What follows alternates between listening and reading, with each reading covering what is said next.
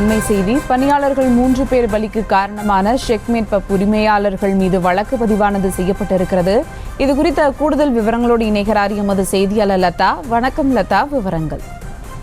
வணக்கம். நேற்றைய தினம் சென்னையில் இருக்கக்கூடிய செக்மெட் என்ற மதுபான விடுதியில் அந்த மேற்கூரை இடிந்து விழுந்த விபத்தில் 3 பேர் உயிரிழந்த சம்பவமானது நடைபெற்றது. தொடர்ந்து அந்த வழக்கு பதிவு செய்து அபிராமபுர காவல்துறையினர் விசாரணை மேற்கொண்டு வரக்கூடிய ஒரு நிலையில் உரிமையாளர் மீது தற்பொழுது வழக்கு பதிவானது செய்யப்பட்டு இருக்கிறது. குறிப்பாக உரிமையாளர் அசோக் மீது வழக்கு பதிவு செய்யப்பட்டு இருக்கிறது.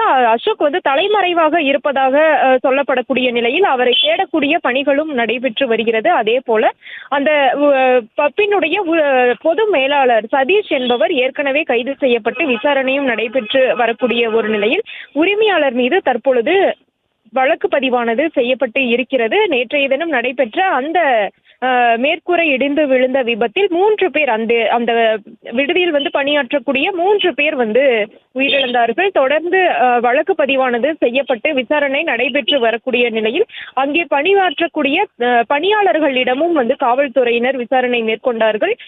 அந்த வகையில் பார்த்தோம் என்றால் பணியாளர்கள் உரிமையாளர்கள் மீது குற்றச்சாட்டுகளை புகாராக அளித்திருந்தார்கள். குறிப்பாக அந்த கட்டிடமானது அதிக இசை ஒலிக்கும் பொழுது கட்டிடமானது குலுங்கும் என்றும், அப்படி கட்டிடம் குலுங்குவது தொடர்பாக உரிமையாளர்களிடம் புகார் அளித்தும் அவர்கள் எந்தவித நடவடிக்கையும் எடுக்கவில்லை.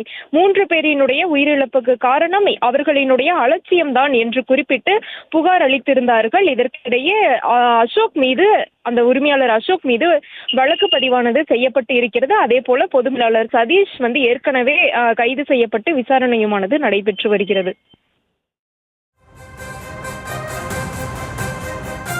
விவரங்களுக்கு நன்றி லதா. செய்திகளை உடனுக்குடனும் துல்லியமாகவும் தெரிந்து கொள்ள சப்ஸ்கிரைப் பண்ணுங்க.